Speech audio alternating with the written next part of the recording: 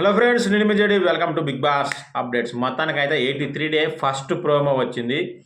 విష్ణుని జింత పచ్చడి చేసేశారు నాగ్ సార్, అందులో ఎలాంటి డౌట్ లేదు.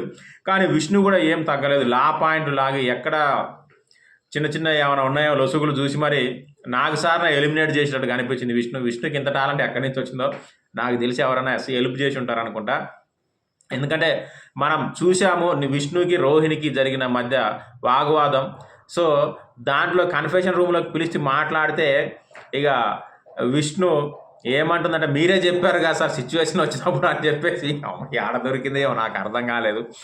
ఇంకా నయం, మీరే కదా సార్ అనమన్నారా అన్న టైప్లో చెప్పింది.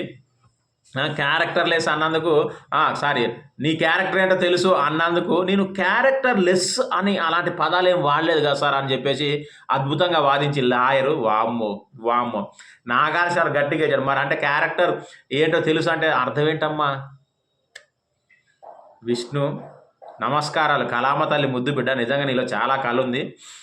ఇంకా ఫుల్ వీడియో మిస్సింగ్ సార్, నేను అలా అనలేదు సార్. ప్రేరణ చెబుతుంటే, అరే నేను అలా కాదురా, నా ఆటను అన్నందుకు అన్నాను. నాకు తెలిసి విష్ణుకి ఇంత తెలివితేటలు లేవు. ఎవరైనా ఖచ్చితంగా సపోర్ట్ నాకు సార్ వచ్చి నీకు క్లాస్ పీకేటప్పుడు ఖచ్చితంగా పీకుతారు. అలాంటప్పుడు ఈ మాటలు అందుకో అప్పుడు చాలా వరకు కవర్ అవ్వచ్చు అని చెప్పి ఉంటారు. కానీ ఇక్కడ బెడిసి కొట్టింది. అలాగే రోహిణి కూడా ఖచ్చితంగా క్లాస్ పీకుంటారు, ఎందుకంటే రోహిణి కూడా కొన్ని మాటలు అన్నది కాబట్టి. కానీ అది ఈ ప్రోమోలో వేయలేదు. నాకు తెలిసి నెక్స్ట్ ప్రోమోలో వస్తుండొచ్చు ఖచ్చితంగా.